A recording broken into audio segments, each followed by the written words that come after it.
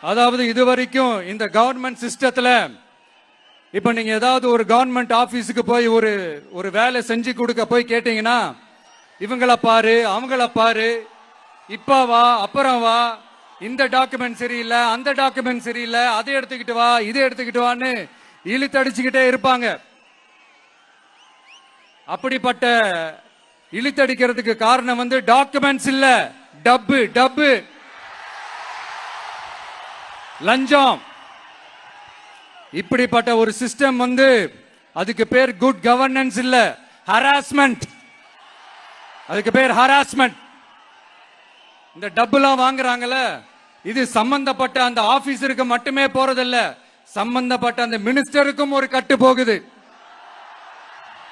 அதனால முதல்ல இத க்ளோஸ் பண்ணணும், இத முறியடிக்கணும்.